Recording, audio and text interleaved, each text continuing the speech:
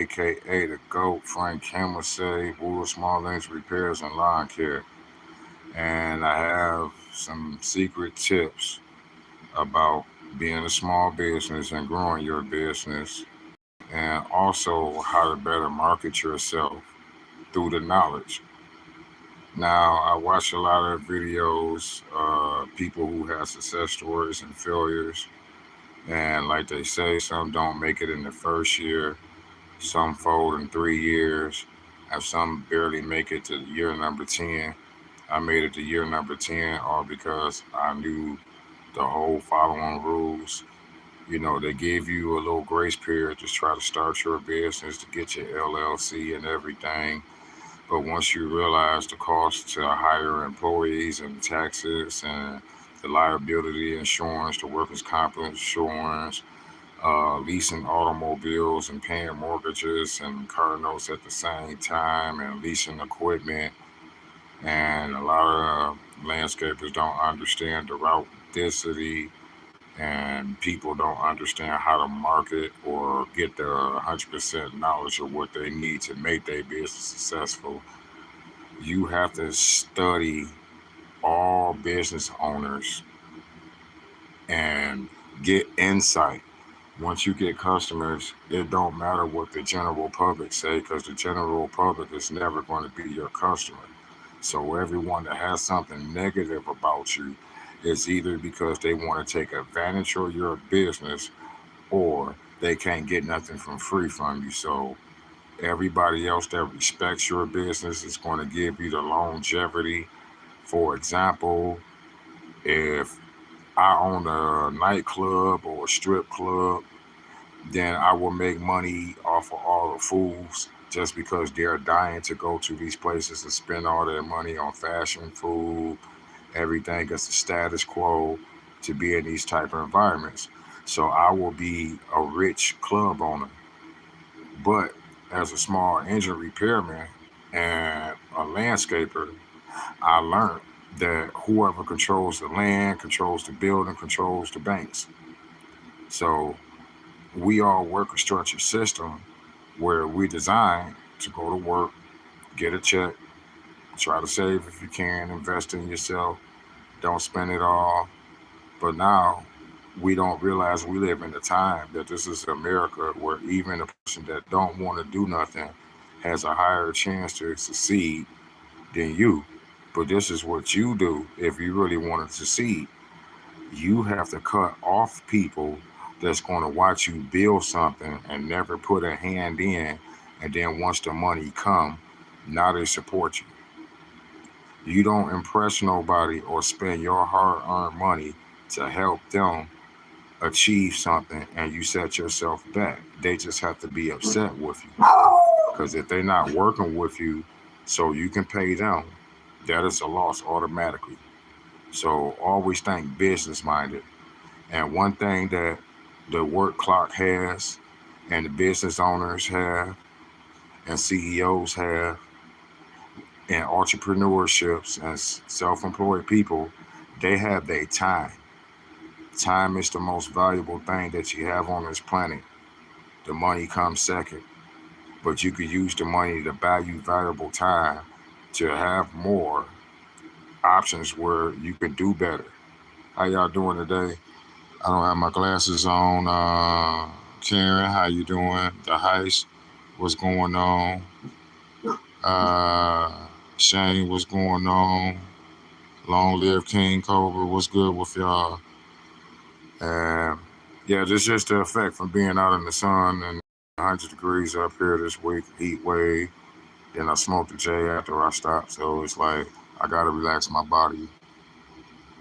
But back to the topic of why I say you must study what you're going into and have a realistic perspective. Because a lot of people will say, yeah, I can advertise on the internet, but hard work does pay if the right people see you. You're going to get their attention because for some reason, every self employed person, entrepreneur, business owner, CEO, they see a person's dedication or so if you got the will it takes to get somewhere, There's somebody out there that's going to help and show you the right way how to do it. Sometimes you can get blinded by everybody wearing a mask and dressing up and showboating to show success. And this is what most business owners don't tell you.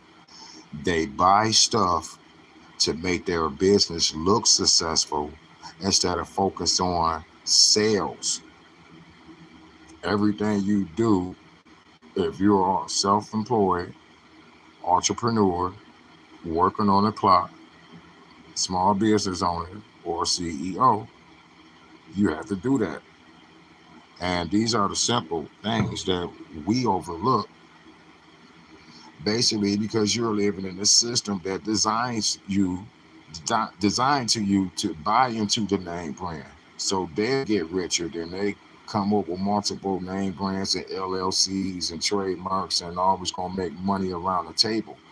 So basically in life, the table was set for you to get plates, and then you have to probably build you another table to set more plates. But dealing with people that's untrustworthy and you can't see their aura because they have a darkness around them. So there's a good side to business and a bad side to business. If you always got pictures with people that's on the bad side, it's going to hurt your image to move forward. And a lot of people don't understand your image can be tarnished overnight. So no matter what brand you come out with, it will fail from the beginning because you fail to look at the whole room of life.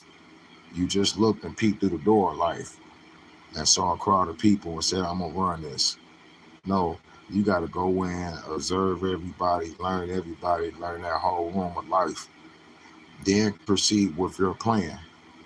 Because when you proceed with your plan, you will see every time you near the step of achievement, it's a roadblock. So that's why I tell people good come with bad. Although I have great days out here while working, but when something bad happens, I have to cover it. I don't get mad anymore because I'm not waiting on a check or borrowing money from this person and that person to get it done. And if I do ask a person for a very small amount, hey, send me $10 to play my numbers. Hey, you got 10 on you? Because I don't even feel like going to go get my check or too tired to collect. But I rarely ask for anything from anybody. But I ask people if they can give me time, I will pay them for that time. And 95% of them people will say no. I give you a classic example. When my daddy was alive, it was 2017. I had $680 in my pocket. I was willing to pay anybody $50 to $100 to come get me a boost. And everybody on my phone I called couldn't do it because they had they was late for a party, they was late for a date.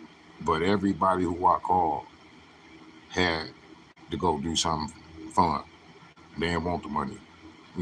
That money was too small for what they had going on. So then I called my father who was sick because I didn't want to leave my car stranded somewhere with all my children there. And I got a pocket full of money and I can't pay nobody that's doing nothing for 5 or 10 minutes to do a simple favor. So my father came and gave me a boost. And I told myself I'd never be SOL again. So I started buying cars and keeping assets and stuff. So if things got tight, I always got a way to make money or I got a vehicle to sell and transportation can be replaced. Money can be replaced. Clothes can be replaced. But people and time can't be replaced. No, you kind of can replace people, but it's certain people. Like I can't replace my mother and father. So with that said right there, in that aspect, that's most definite. But everything else is not 100% guaranteed. So, like they say in life, you might have one or two friends, tops, if you live long enough. A lot of people in their 20s say, this going to be my friend for life. You don't know that because a person's life can just change drastically. Like, I give you an example growing up as a kid, I grew up with the actor Paige Kennedy, and me and him still talk to this day. And I met him in 1981, cleaning the backyard, walked in the alley.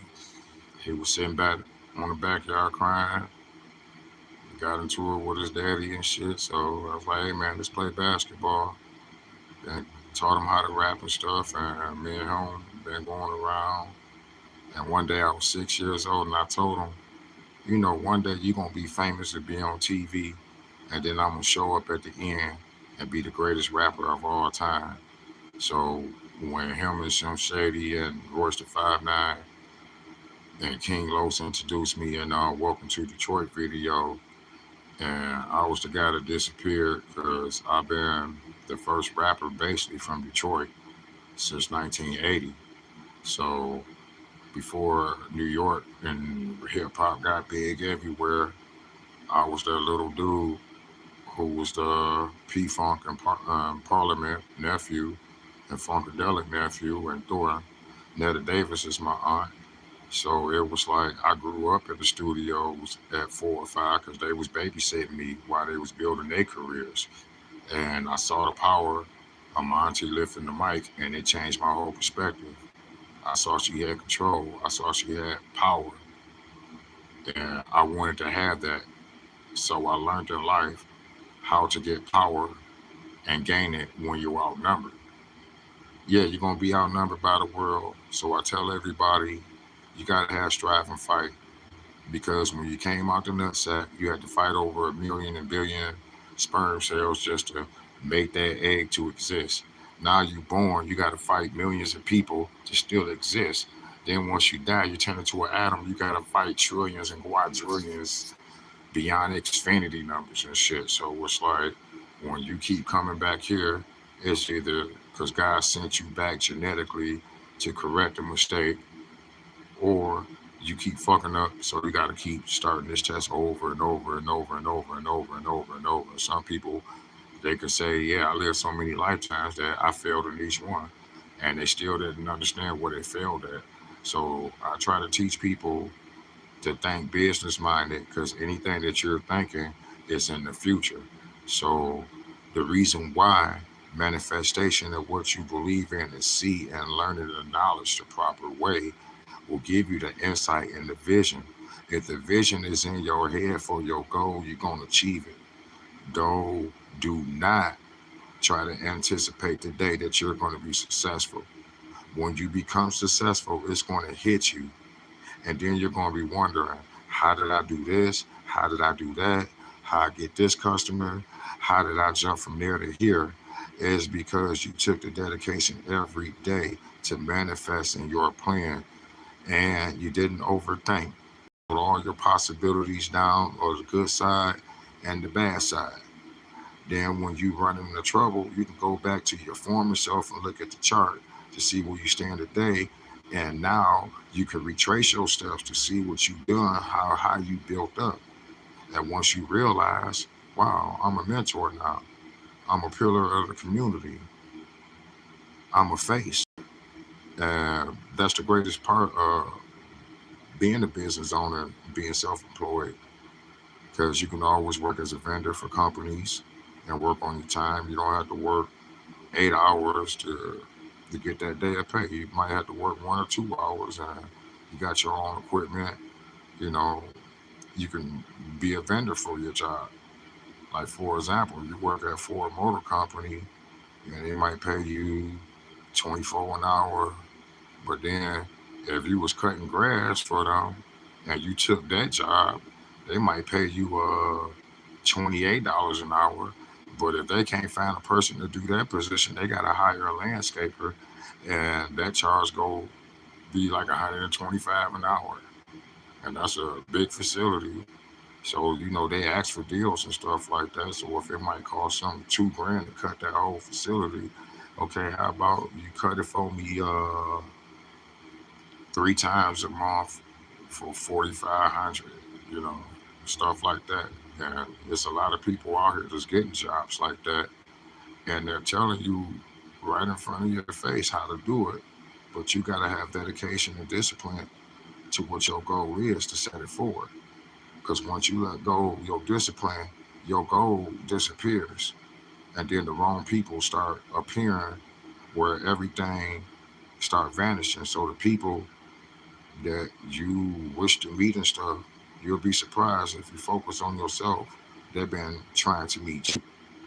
So you just getting yourself level up. So when the time comes and you're ready to make that step, there's going to be other people that's going to make that step with you. Because once you go from being an employee to self-employed entrepreneurship, uh, small business owner, CEO of a corporation, you already know that everything that you did was manifested through time. But this is the catch: when you're hiring people, you have to put some trust and faith that they understand their job and what you're paying them for, even though they sign it, they name, and and that's why most companies be like, "You're expendable. We can get rid of you at any time that you want." So that limited your freedom of choice of what you want to do to get to your goal. Sometimes you might have to take that degrading job that pays high. And like I say, degrading job that pays high. For example, people degrade landscapers. And I know why. 50% of them got bad habits. And the other 30% don't know what they're doing. So that's 80% of the field. But their biggest thing is not another landscaper. It's your repairs on your equipment and your vehicle. So you have to cover the costs. And like I say, leasing new cars and trucks just to tear them up and not understand. Just buy you somebody old lease that they still paying on that they turn back to the dealership for like 4 or 5 thousand. That 35, $40,000 car, you can get it for 4 or 5 thousand because the person still owe 10,000 on that car, so they're getting paid off of it double.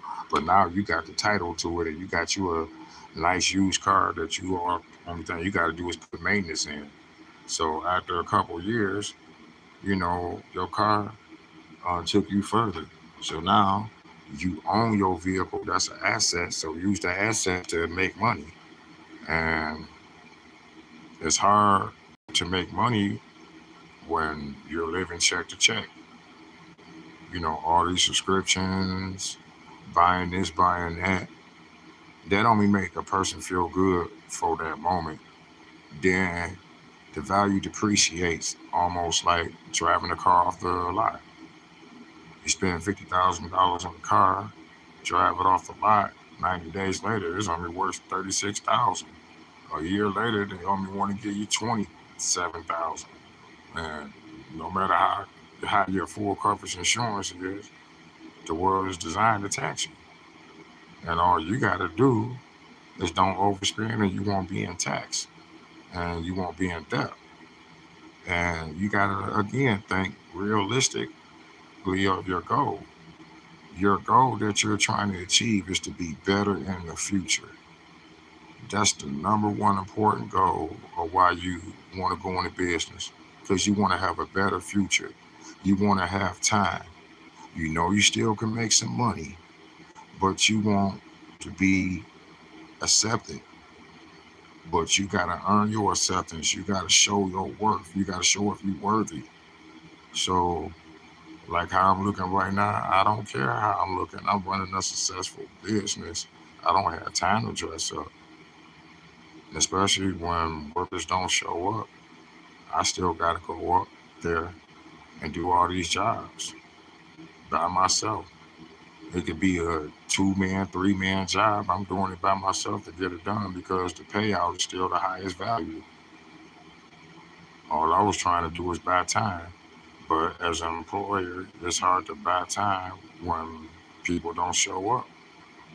So if everybody show up on time and use time wisely, their lives would be better. But we always going by some timeline that's gonna set us back if we don't make it. And then when you get close to make it, guess what? This happens. That happens. Might be a death. Lord forbid that. But stuff like that happen. You might get into a car accident. You might get sick. So if you're thinking about your future, just listen to God's plan because you are a God. So anything that you say will manifest and come and happen. But you can't go off of everybody's business plan because some businesses are trends. And if you start a business, you want longevity. You don't want no business because it generates money so fast and you're getting so much money that before you look up, you owe out more money, half of the money you made, then the government coming after you for taxes, then you losing this, losing that. Somebody sabotage you on purpose, and in business, somebody always gonna try to sabotage you because they want to get ahead. So this is why you don't socialize, or if you don't socialize with the wrong business people, you're gonna always have success because you ain't got no trail following you. The trail that you want following you is the good customers, the customers that take care of business, that do everything right, ones that can put you on payroll, those who have patience to deal with your service. And in business, if you're trying to get good customers, make sure they got patience. If you want fast money, get to the young crowd and the people that want to follow society rules, and you're gonna make money off of that. But you can't make money off of something that's gonna play out real quick and fast, unless you're gonna have a fast, non-efficient service. Like with the e-bikes and everything, the prices keep going down because during the pandemic, when they was building them and selling them, everybody who had free money was just buying them because they can. But they forgot about the maintenance on them and stuff like that.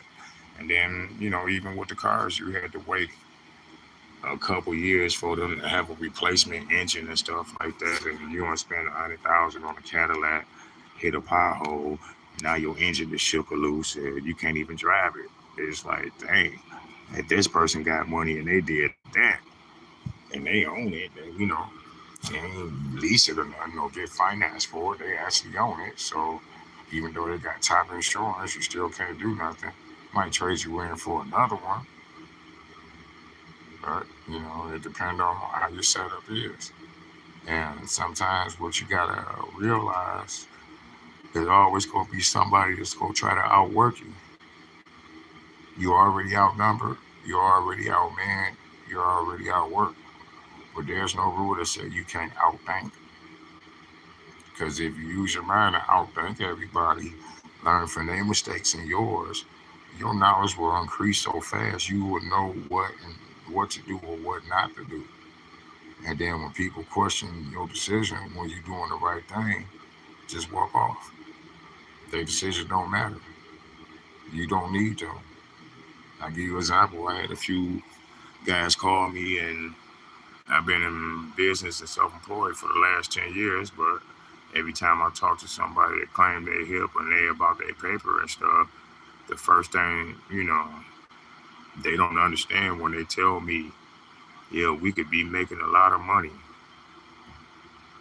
Why are you calling me to help you make money? And every day I'm taking pictures of all these commercial properties I'm doing, top CEO executives and stuff like that. I don't have time to stop making this money that I got to do your repair on your time. And no, I moved up. I tried to find somebody to replace what I used to make, but people so lazy, don't nobody want that money. So now it's like I'm stuck as an entrepreneur, as a small business owner who can be a big business, but just like the manpower. But since I like the manpower, I got the knowledge on how to still do this. Like I got a crew, so that's why I say when it all comes down to it, you got to stand up for yourself. So if you know where you stand with yourself, when you fall, you know how to get back up and recover quick because you know where you stand with yourself first. Uh, what's going on, Brooklyn? Uh, totally. And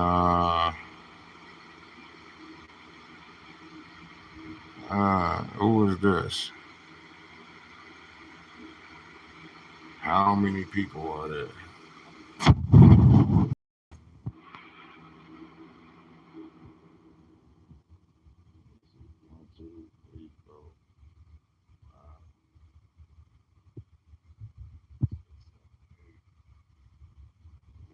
10, 11, 12, 13. Huh. Everybody else outside. But back to what I was saying. You do things right, you get rewarded. But you only gonna be rewarded when you listen to God plan. I'm just giving y'all advice. I can't tell you how to manage your time because that's something that you have to manifest within yourself. And you can always make time because you really control your time. Once you govern your time, life is kind of easy because you will see stuff that you ain't got to go into that pitfall. You might want to go into this business and you just seen the first worst aspect ever. And that might change your whole tone. Like, man, I want to do this, but I seen what happened to him and then that guy business and this guy business. And that's why I say a lot of people, they get the great successful businesses and they mess up by dealing with the wrong people. And me personally, people be like, "Oh man, you supposed to be sitting at home paying other people, but if don't nobody want to work, I got to do the work by myself. So I'm only limited about how much I can do. And now I'm older. I'm not trying to do 20 houses a day no more. I'm not trying to do 15. I'm getting in where I fit in. So it's like, as long as I can control my time and not kill myself working and having mental defects and stuff and being out there in the heat and stuff, I'm all right. But this is stuff they don't tell you as you age. As you age, your body changes on you.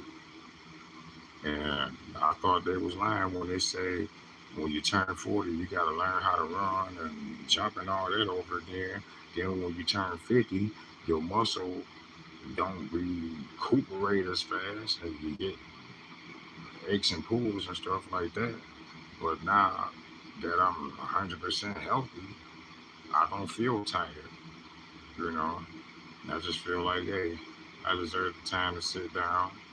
But if I sit down, I already got to be planning for the next day ahead and taking the right steps to get done what I need. So as long as you got that solitude where you could just be like, okay, I want to do this and do that, go ahead and do it, write it down, take a picture of it, send it to yourself, and then the day that you run into something business wise that you really can't comprehend or understand, you can sit back and reflect and look at what you sent yourself and be like, okay, now I know where I'm failing at. Then you could correct yourself, and there's nothing wrong with correcting yourself. But learn as much knowledge as you can. Learn how you can legally do what you need to do business wise to get what you got. Because if you don't do that, then you're in trouble. For these tips and advice from Doug and Warning Man, aka the GOAT, y'all have a blessed day. And remember, knowledge is power, and time is the most valuable aspect that you can ever have in the world. Peace.